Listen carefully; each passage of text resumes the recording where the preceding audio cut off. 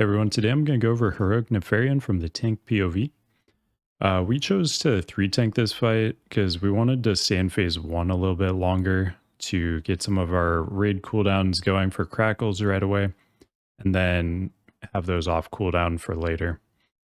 So one tank is tanking Ani right now, another tank's going to be picking up the ads here, and then I'm picking up Nefarian. Nefarian hits a little bit harder than Ani, so if you have like a tank that's a little more geared, you could throw that tank on Nef here.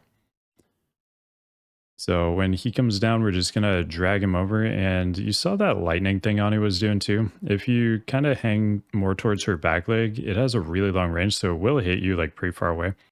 If you hang out more towards the back though, you should be safe spotting it. Nef is gonna really frequently cast Shadow Flame Breath on you. He was bugged on this PTR, and sometimes his cast would complete, but a breath wouldn't actually happen. So you'll see some moments here where I'm like AMSing, like anticipating that breath to actually happen, and then it just doesn't. So that's just some bug that was happening. But there you can see a breath. And you don't really need to use cooldowns on the breaths for the most part, as a blood DK at least. Generally, like just having some DSs ready to heal up after it is totally sufficient. And it does its damage in like chunks. I think it's like 3 separate hits. So just keep that in mind that the damage is going to continuously happen for a short time. The electrocute here, that's the main damage we care about. That's going to be a ton of nature damage. And when that coincides with a breath, like kind of like there, where it was like crackle into breath, those are the really dangerous times. That's where we really want our cooldowns. So just like AMS and mirror broken images, if you can have one of those for like as many of the crackles as you can, that's huge. So what we've done, we just get Neff to at least 8%, just so he has done 2 crackles. He's also going to get pretty low during this phase too, just from like dots ticking down, and the raid was waiting on a timing on Ani to move back over there. But once Ani dies, then the phase will end. Phase 2 will begin. The room will fill with lava, and Neff will start pelting everybody from the sky. You'll be assigned a platform. So here, I'm assigned over here, and there's just an ad on there. He doesn't really do much. He's just going to try to cast Blast Nova over and over again. It's really important that that gets interrupted. That will usually be a raid wipe if a single one of those goes off. Our Ellie Shaman was just a complete gamer, getting every single interrupt. I was just kind of holding mine in case it looked like he was gonna miss one, but he's a gamer. He was 100% accurate on that. The main thing we're really looking for here outside of the Blast Nova is the Cinders debuff. If you get that, it's gonna basically explode on everybody around you after a short time. So if you get that, you just gotta go in the lava briefly. You can like use a cooldown too, like AMS and the lava, whatever.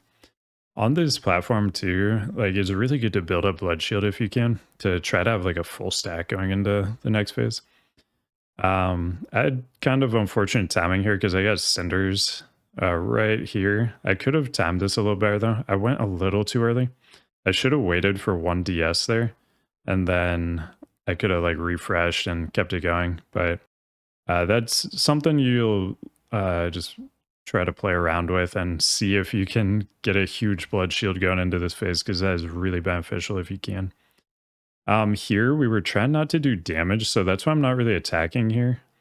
But then we get the electrocute. He was just a little bit lower than we were hoping. So that crackle happened at a pretty bad time. We weren't quite ready for it yet.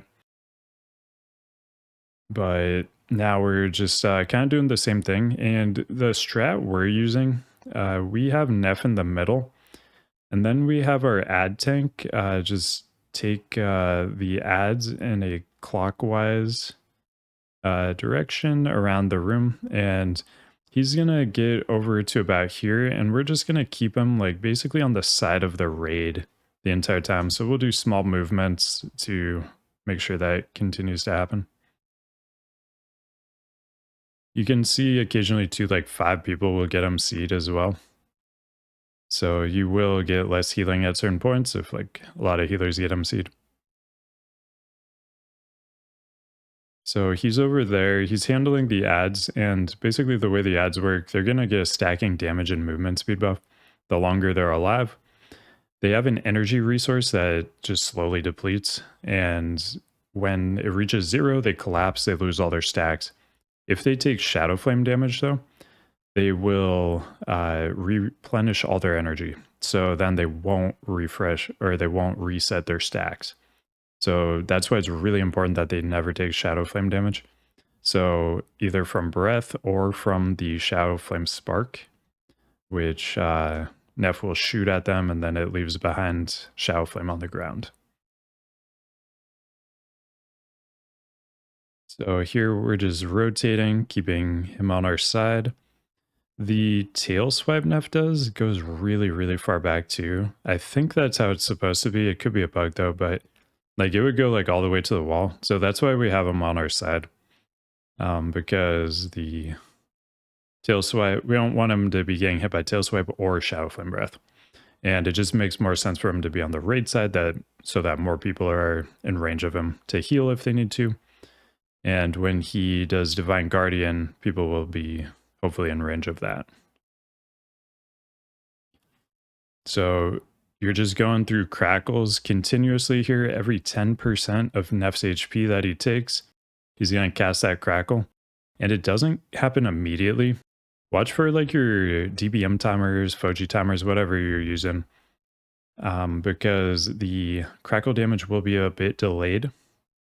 So you can see the electrocute. We got the timer there.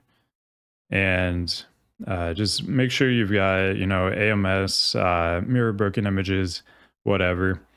Icebound Fortitude, I like to save for just some weird timing where I'm like going into a crackle at low HP, or there's like a breath crackle combo that I just don't have any other CD for. So I kind of just sit on it. Here, we had some fire blocking the path, and then our ad tank tried to like take him over here. The pole sort of broke down here pretty badly, but we threw armies and it worked out. It was a pretty close call, but it worked out.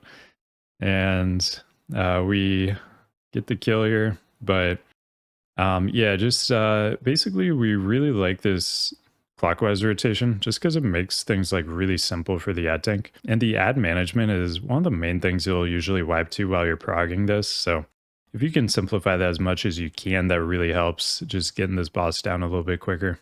But that's the whole fight right there. Thanks for watching. I'll see you in the next one.